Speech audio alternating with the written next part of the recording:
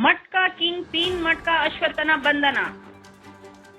ಪಾವಗಡ ಮಟ್ಕಾ ದಂಧೆಯನ್ನು ನಿರಂತರವಾಗಿ ನಡೆಸಿಕೊಂಡು ಬರುತ್ತಿರುವ ಪಾವಗಡ ಪಟ್ಟಣದ ಮಟ್ಕಾ ಕಿಂಗ್ ಪಿನ್ ಮಟ್ಕಾ ಅಶ್ವತ್ಥನನ್ನು ಪಾವಗಡ ಪೊಲೀಸರು ಮಂಗಳವಾರ ಮಟ್ಕಾ ಅಶ್ವತ್ಥನ ಮನೆಯಿಂದ ಮೆರವಣಿಗೆ ಮಾಡಿಕೊಂಡು ಪೊಲೀಸ್ ಠಾಣೆಯವರೆಗೂ ಕರೆತಂದಿರುವ ಘಟನೆ ಜರುಗಿದೆ.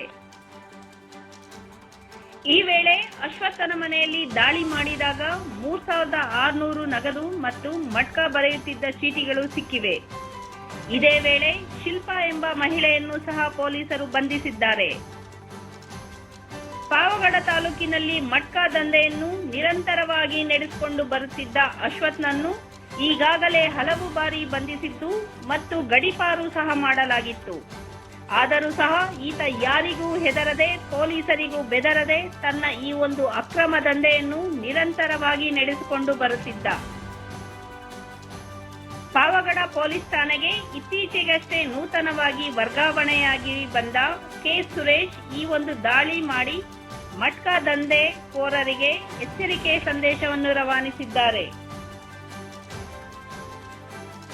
ಆಧುನಿಕ ತಂತ್ರಜ್ಞಾನ ಮೊಬೈಲ್ ಬಂದಾಗನಿಂದ ಮಟ್ಕಾ ದಂಧೆಯನ್ನು ಮೊಬೈಲ್ ಮೂಲಕವೇ ಈ ಮಟ್ಕಾ ಕಿಂಗ್ ಪಿನ್ ಅಶ್ವತ್ಥ ನಡೆಸಿಕೊಂಡು ಪೊಲೀಸರಿಗೆ ಚಳ್ಳೆಹಣ್ಣು ತಿನ್ನಿಸುತ್ತಿದ್ದ ಎನ್ನಲಾಗಿದೆ. ಇನ್ನು ಮಟ್ಕಾ ಅಶ್ವತ್ಥನ ಬಂಧನದಿಂದ ಮಟ್ಕಾ ದಂಧೆ ನಿಲ್ಲುತ್ತದೆಯೋ ಅಥವಾ ಬಿಡುಗಡೆಯಾದ ನಂತರ ಪುನಃ ಪ್ರಾರಂಭಿಸುತ್ತಾನೆಯೋ ಎಂಬುದಾಗಿ ಸಾರ್ವಜನಿಕರ ವಲಯದಲ್ಲಿ ತೀವ್ರ ಬಿಸಿ ಚರ್ಚೆ ನಡೆಯುತ್ತಿದೆ.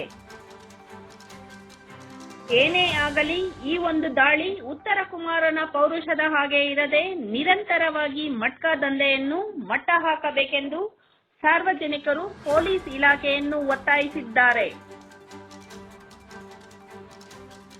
ಕ್ಷಣದ ಸುದ್ದಿಗಾಗಿ ಯೂನಿವರ್ಸ್ 369 ವಾಹಿನಿಯನ್ನು ವೀಕ್ಷಿಸಿ, ಸಬ್ಸ್ಕ್ರೈಬ್ ಮಾಡಿ, ಲೈಕ್ ಮಾಡಿ ಹಾಗೂ ಶೇರ್ ಮಾಡಿ.